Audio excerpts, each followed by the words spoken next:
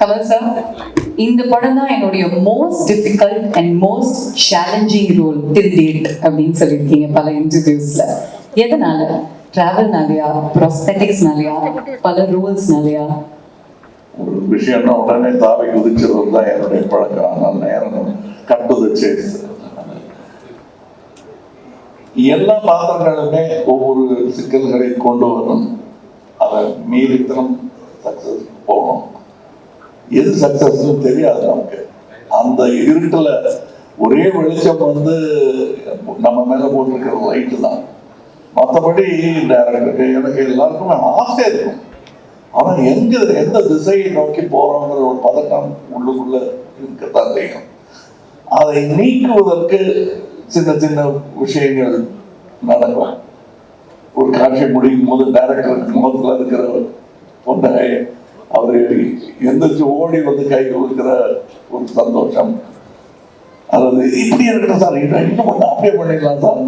ஒரு அவன் பக்கத்தில் கூட இருக்கிற நடிகர்கள், நான் நேற்று பார்த்தேன் சார், டப்பிங் பார்த்தேன் சார் அப்படின்னு சொல்றது, இவைகள் தான் கொஞ்சம் கொஞ்சமா light at the end of the tunnel சொல்லுவாங்கல்ல. அது அதே மாதிரி அதுக்கு ஆப்போசிட்டாக சில விஷயங்கள் நடக்கும். ஏதாவது புறப்படும் போது தடுக்கல் பார்த்தாங்க, அது மாதிரியும் நிறைய நடந்திருக்கு இந்த படத்துல. அதெல்லாம் பார்க்கும்போது இவ்வளவு கஷ்டப்படுறப்ப இதெல்லாம் போய் சேருமாங்கிற சந்தேகங்கள் வளர்க்கும். விபத்துக்கள், கோவிட், கூட நடித்த கலைஞர்கள் வந்து பேசிட்டு இருந்தோம், நல்ல ஆரோக்கியமா பேசிட்டு இருந்தோம், சரி நாளைக்கு பார்க்கலாம் அப்படின்னு சொல்லிட்டு போறவங்களை பார்க்க முடியாம போறது, இதெல்லாம் ரொம்ப பயமா இருந்தது. இவ்வளவு நிகழ்வுகள் ஒரே படத்துல எனக்கு இதுவரை நடந்தது இல்லைன்னு சொன்னா அது மிகையாகாது. விபத்துக்கள், ஒரு அகால மரணங்கள் என்று பல, இத்தனையும் தாண்டி நாங்க இன்னைக்கு எல்லாரும் சந்தோஷமா மூழ்கி தூக்கி வச்சுக்காம இருக்கணும்னா இதுல நம்ம செஞ்ச வேலைக்கெல்லாம் பயன் கிடைக்க போகிறது என்ற நம்பிக்கை எங்களுக்கு வந்திருக்கிறது. அது ஒவ்வொரு நாளும் நாங்க உறுதிப்படுத்தி நேற்று கூட ஒரு டெக்ஸ்ட் அனுப்பிச்சிருந்தாரு. சென்சார்ல எல்லாருக்கும் பிடிச்சிருந்தது சார். அவங்க ஜாஸ்தி பேசவே மாட்டாங்க, ஏன்னா பேச்சு கொடுத்தா அது வேற எதுக்கு வம்பு சொன்னாங்க, விட்டுட்டாங்க, கொஞ்சம் கருடையாங்க, அதிகமா காட்டிட்டாங்க சங்கருக்குன்னு சொல்லிடுவாங்க. அதனால வழக்கமா சென்சார்ல இருக்கிறவங்க வணக்கம் அப்படின்ட்டு போயிடுவாங்க. நல்லா இருந்தா சார். ஒரு சில படங்களுக்கு தான் அவங்க வந்து முன் வந்து தங்களுடைய மனிதர்களாக தங்களுடைய உணர்வுகளை சொல்லுவாங்க. அதைத்தான் நேற்று ஒரு அமைச்சிருந்தார் எனக்கு டெக்ஸ்டா நினைக்கிறேன். இந்த மாதிரி தருணங்கள் இன்னும் நிறைய வரும் என்று நான் நம்புகிறேன். சங்கர் சார், அதை பத்தி சொல்லுங்களேன். அந்த சென்சார் போர்டோட உங்களுக்கு இருந்த அந்த கான்வர்சேஷன் என்ன நடந்துச்சு அப்படின்னு. இல்லை, நான் படம் முடிஞ்சோடனே கட்ஸ் பற்றி பேசிட்டு வந்துட்டேன். பட் ப்ரொடியூசர்ஸ் போய் பேசியிருக்காங்க. போய் பேசும்போது அவங்களுடைய ஒப்பீனியன் சொல்லியிருக்காங்க, படம் நல்லா வந்திருக்கு அப்படின்ட்டு. ஒரு கட்ஸுக்கு கூட சரி யூஏ கொடுக்குறீங்களே, இது சில விஷயங்கள் வந்து அதை ரிமூவ் பண்ணால் பவர் போயிடுமே, இந்த யூஏ இருக்கு, அதனால் நீங்கள் அலோவ் பண்ணலாமே அப்படின்னு கேட்டேன். கேட்கும்போது நம்மளுடைய டீமுக்கு அவங்க சொல்லியிருக்காங்க, படம் நல்லா வந்திருக்கு, ஃபேமிலியெல்லாம் உட்காந்து பார்க்க போகிறாங்க, இதுக்கு எதுக்கு இதை கொடுத்துருங்களேன் அப்படின்னு சொன்னாங்க. சரி, நான் கொடுத்துட்டேன். இதுதான் நடந்த விஷயம். நேர் விருப்பம் எல்லாருமே என்ன கேட்க ஆசைப்படுறாங்க அப்படின்னா, நீங்க 6 டிஃப்ரெண்ட் லுக்ஸ்ல வரீங்க இல்லையா கமல் சார்? அதையும் தாண்டி டிஃப்ரெண்ட் டயலெக்ட்ஸ்ல பேசியிருக்கீங்க. 22 ஸ்டேட்ஸ்ல போய் ஷூட் பண்ணியிருக்காங்க, இந்தியன் 2 and 3. அண்ட் அது மட்டும் இல்லாம ஒவ்வொரு ஸ்டேட்னுடைய சிறப்பு அம்சங்களையும் நீங்க எடுத்துட்டு வரீங்க த்ரூ யோர் டயலெக்ட்ஸ். அதை பத்தி சொல்லுங்க. அப்படியே மெதுவா கதையை சொல்ல வச்சிருவீங்க போல.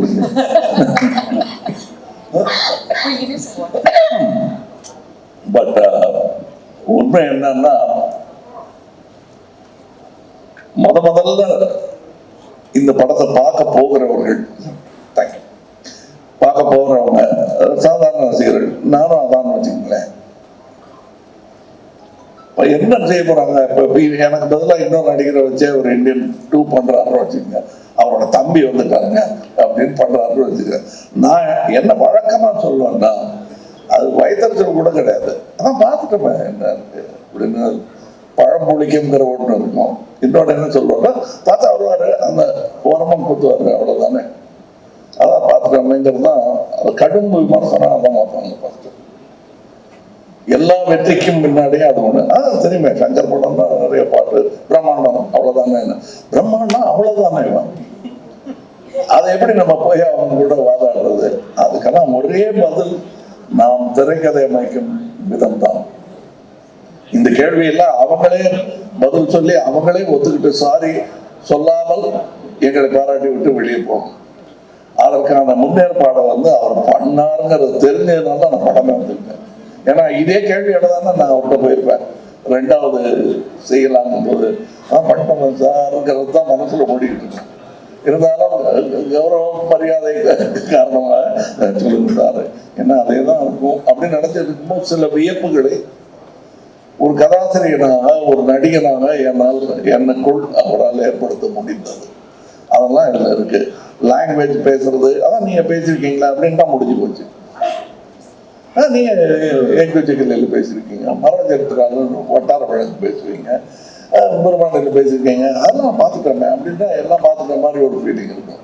The way he has brought about it, இந்த படத்துக்கும் அதற்கும் என்ன, சும்மா பல்வேறு ட்ரெஸ்ல நிற்கிற ஒரு அலங்கார பொருளா இல்லாம ஒரு காரணத்தோட வச்சிருக்காரு.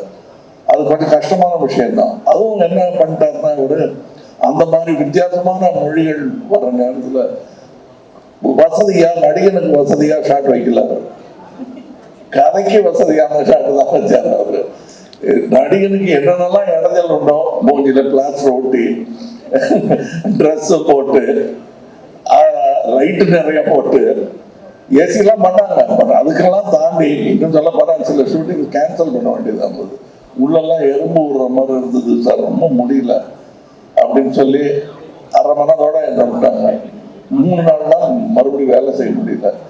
இதையெல்லாம் கடந்து எனக்கு இப்போ இந்த காட்சி அமைப்பு சொல்லிட்டு இருந்தேன், வேற்று மொழியில பேசணும், அதை நீளமான இதுல ஒரே ஷாட்ல பேசணும், கரெக்டா இருக்கணும், பல்வேறு ஆக்ஷன்ஸ் அதுல சேர்த்து வச்சிருப்பாரு.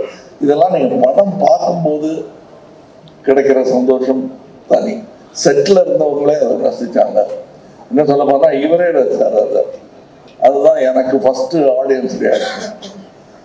அதெல்லாம் இருக்கு படத்துல. பட் அதை ரொம்ப விளாவரியா இப்ப நடிச்சு காட்டுன்னு சொல்லி மிமிக்ரி மாதிரி பண்ணி அதுக்கு எடுத்துருக்கூடாது.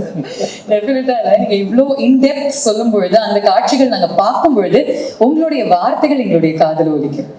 We'll remember these words. அதனால இது சூப்பர்ஃபிஷியலா பார்க்க மாட்டாங்க யாருமே. They know எவ்வளோ டெப்த்தோட நீங்க ஒவ்வொரு விஷயத்தையும் யோசிச்சு பண்ணிருக்கீங்க, எவ்வளோ ஹார்ட் ஒர்க்கோட. இல்ல, ரசிகர்களுடைய கருணைக்கு அளவே கிடையாது. அவங்க பிடிச்சு போச்சுன்னா எங்களுடைய ஒரு சில பிழைகளை மன்னிச்சுட்டு நல்லா பண்ணியிருக்காரு அப்படின்றத வழக்கமான ஒரு வார்த்தை. குழந்தைய கொஞ்சம் மாதிரி கொஞ்சிடுவாங்க. அப்படித்தான் என்ன 60-65 வருஷமா கொஞ்சிட்டு இருக்காங்க. அதுக்கு என்றென்றும் நன்றி கடன் பண்றேன். ஏன்னா நான் பண்ண எல்லாமே பர்ஃபெக்டா பண்ணிட்டேன். உலக சினிமாக்களை நான் பார்த்துக்கிட்டு இருக்கேன். என்னை விட சிறப்பாக நான் செய்த காட்சிகளை வேறு உருவத்தில் அவர்கள் செய்யும்போது அட்டை இப்படி பண்ணியிருக்கலாமே யோசிக்க வைக்கக்கூடிய இளைஞர்கள் நிறைய பேர் இன்னைக்கு வந்துட்டாங்க. அதுக்கு நடுவில் என்னை அன்பின் காரணமாக மட்டுமே தோளில் தூக்கி வைத்திருக்கிறார்கள் என்ற சந்தேகம் எனக்கு ரொம்ப நாள் உண்டு. சூப்பர். சங்கர் சார் ஒரு இன்டர்வியூல கமல் சார் சொல்லியிருக்காரு, சேனாபதி தாத்தாக்கு என்ன வயசு அப்படின்னா சேனாபதி தாத்தாக்கு சூப்பர் மேனுடைய வயசு. அவங்க எல்லாருமே செல்ஃப் ப்ரொக்ளைம்டு சூப்பர் ஹீரோஸ். இவரு need of the hour super ஹீரோவா எப்படி பாக்குறீங்க? ஆக்சுவலா நான் பார்ட் 1 பண்ணும்போது பார்ட் 2 பண்ணுவேன்னு நினைக்கவே இல்லை. சரி, ஒரு இன்வெஸ்டிகேஷன்ல ஒரு மானிட்டர்ல அவரை பத்தின டீட்டெயில்ஸ் போலீஸ் டிபார்ட்மெண்ட் ஸ்டடி பண்றாங்கன்னும் போது அது ஒரு பிறந்த தேதி போட வேண்டிய ஒரு இதில் ஒரு டேட்டை போட்டோம், இண்டிபெண்டன்ஸ் எல்லாம் கால்குலேட் பண்ணி. ஆனால் இப்போ 2வது பார்ட் எடுக்கும்போது இவ்வளோ வருஷம் கழிச்சு எடுப்பேன்னு எனக்கு தெரியாது. இப்போ வரும்போது இப்போ என்ன ஏஜ் அப்படின்ற மாதிரிலாம் ஒரு நிறைய கேள்விகள் வருது. நான் எப்படி பார்க்குறேன்னா இப்போ சைனாவில் பார்த்தீங்கன்னா லூசி ஜியான்னு ஒரு கிராண்ட் மாஸ்டர் இருக்கார் மார்ஷியல் ஆர்ட்ஸ். அவருக்கு 118 வயசு. அவர் இப்போ சமீபத்தில் இறந்துட்டாரு. அவர் அந்த ஏஜில் கூட பறந்து அடிக்கக்கூடிய ஒரு கிராண்ட் மாஸ்டராக இருந்தார். அதே மாதிரி தான் இந்த கேரக்டரும் நம்ம சேனாபதியும் இஸ் அ கிராண்ட் மாஸ்டர், வர்மக்கலையில் ஒரு கிராண்ட் மாஸ்டர். இப்போ இவங்களுக்குலாம் ஒரு பொதுவாக ஒரு குவாலிட்டி என்ன இருக்கும்னா டிசிப்ளின், அப்புறம் ஹேபிட்ஸ். அதாவது மெயினாக நம்ம நம்ம கல்ச்சர் பார்த்தீங்கன்னா இந்த தியானம் யோகா இதெல்லாம் பண்ணக்கூடிய கேரக்டர். ஃபுட் ஹேபிட்ஸ், அதாவது ஒரு வேளை தான் சாப்பிடுவாங்க. இந்த மாதிரி கட்டுப்பாடோடு இருக்கக்கூடிய ஒரு மார்ஷியல் ஆர்ட்ஸ் கிராண்ட் மாஸ்டர் வந்து வயசு ஒரு பொருட்டே கிடையாது. அவங்க அந்த ஏஜில் இருந்தால் கூட அவங்க ஆக்டிவாக இருப்பாங்க. இப்போ பார்த்தீங்கன்னா இப்போ வந்து சூப்பர்மேனுக்கு ஏஜ் கிடையாது. அதே பார்த்தீங்கன்னா இப்போ அயன் ஃபிளமிங்கோடைய புக்கில் வர அந்த பாண்டு கேரக்டர் இப்போ கால்குலேட் பண்ணி பார்த்தீங்கன்னா 102 வயசு. நம்ம அப்படியே பார்க்குறோம். பாண்டு அவர் நம்ம ரசிக்கணும், அந்த மாதிரி தான் நான் பார்க்கணும்னு நான் விரும்புகிறேன். ஏன்னா வந்து சேனாபதி கேரக்டர் வந்து நம்ம ஒவ்வொருத்தர் மனசுக்குள்ளேயும் இருக்கிற ஒரு கோபம், ஆதங்கத்தோடைய வெளிப்பாடு தான். அவங்க எல்லாருடைய மனசுல இருக்கக்கூடிய கோபம், ஆதங்கத்தோட வெளிப்பாடு தான் அந்த சேனாபதி கேரக்டர். ஸோ அந்த கேரக்டர் எப்போவுமே ஒரு பவர்ஃபுல்லாக இருக்கிறதா எல்லாரும் விரும்புவாங்க. நானும் அதான் விரும்புகிறேன். கொஞ்சம் நான் எல்லா பக்கமும் யோசிப்பேன். சரி, இந்த ஏஜுக்காக என்ன பண்ணலாம் அப்படின்ட்டு கொஞ்சம் டிசைன்லாம் பண்ணி பார்த்தேன். கொஞ்சம் வழுக்க வச்சு, முடியெல்லாம் கொட்டி போய், இன்னும் கொஞ்சம் சுருக்கெல்லாம் வச்சு பார்க்க என்னாலே பார்க்க முடியல. எப்படி எதுக்கு இப்படி பார்க்கணும், அது ஒரு சூப்பர்மேன் கேரக்டர் மாதிரி தானே அப்படின்னு சொல்லிட்டு தான் இந்த இந்த இந்த லுக்கில் இந்த படத்தில் காமிக்கிறோம்.